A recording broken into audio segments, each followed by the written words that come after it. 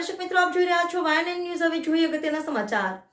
વડોદરાની નવી કલેક્ટર કચેરી ખાતે આગામી શહેર જિલ્લામાં શાળા પ્રવેશોત્સવ અને કન્યા કેળવણી મહોત્સવ અંતર્ગત જિલ્લા કલેક્ટર અનિલ ધામેલિયા, ડીડીઓ મમતા હિરપરા, શહેર police commissioner doctor Narasimha Kumar, joint police commissioner doctor Leena Patil, જિલ્લા police SP Sandipsinh Vadodara, railway SP Saroj Kumari, જિલ્લા પોલીસના ડીવાયએસપી રોહન આનંદ, વડોદરા જિલ્લા શિક્ષણ કચેરીનો ડીઈઓ મહેશ પાંડે સહિત શહેર જિલ્લાના પોલીસ અધિકારીઓ ઉપસ્થિત રહી ચર્ચા આગામી તારીખ 26, 27 અને 28ના રોજ શહેર જિલ્લામાં શાળા પ્રવેશોત્સવ અને કન્યા કેળવણી મહોત્સવ સંદર્ભ વ્યવસ્થાને લઈ ચર્ચા વિચારણા કરવામાં આવી। આ સંદર્ભે વડોદરા જિલ્લા કલેક્ટર અનિલ ધામેલિયા વધુ માહિતી આપતા જણાવ્યું હતું।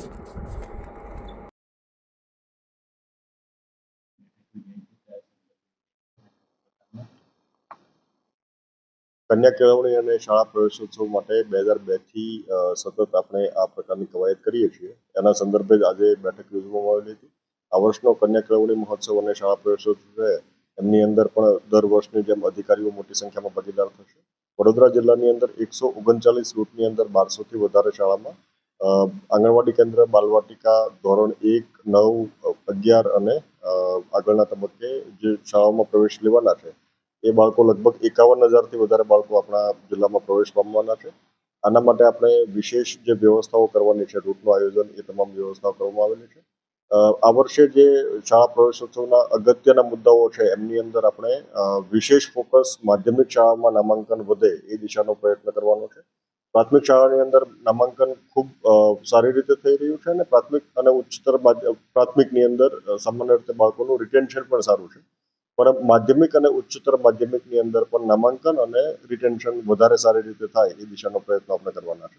આ ઉપરાંત આપણે શાળા વ્યવસ્થાપન સમિતિ એને નવેસરથી બનાવવાની છે, જે માટે આપણે જે નવી શિક્ષણ નીતિ છે એ અંતર્ગત આપણે વિશેષ કવાયત કરીને તમામ શાળાઓની અંદર નવી શાળા વ્યવસ્થાપન સમિતિ બને, એમનું માળખું પણ ત્યાંથી નિર્ધારિત કરવામાં આવ્યું છે અને એ માળખા મુજબ આપણે દરેક ગામની અંદર સમિતિ બને એ માટે પણ વ્યવસ્થા કરવાના છે। અને જિલ્લાની અંદર પણ શાળા પ્રવેશોત્સવ માટેની જે તમામ અનુષંગિક તૈયારીઓ છે આપણે કરી છે। આગામી 26, 27 અને 28 આ 3 દિવસ આપણો શાળા પ્રવેશોત્સવ જઈ રહ્યો છે।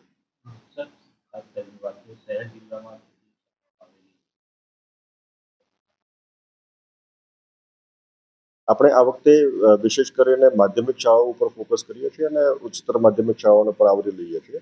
1200થી વધારે શાળાઓની અંદર શાળા પ્રવેશોત્સવ જોવાનો છે અને એમની અંદર આપણે દરેક રૂટની અંદર મહત્તમ માધ્યમિક શાળાઓ આવરી શકાય અને ત્યાં નામાંકન અને રિટેન્શન અને ત્યાંની વ્યવસ્થાઓ ચકાસી શકાય એ માટેનું આયોજન કર્યું છે। શાળામાં કામ કરતા કર્મચારી, શિક્ષકો એ તમામને પ્રોત્સાહન મળે અને સાથોસાથ સમગ્ર વર્ષ દરમિયાન જે કામગીરી કરવામાં આવી રહી છે એમનું આકલન થાય એ વિશેષ આપણે શાળા પ્રવેશોત્સવ દરમિયાન સુનિશ્ચિત કરવાના છે। Subscribe now and press the bell icon. Never miss an update.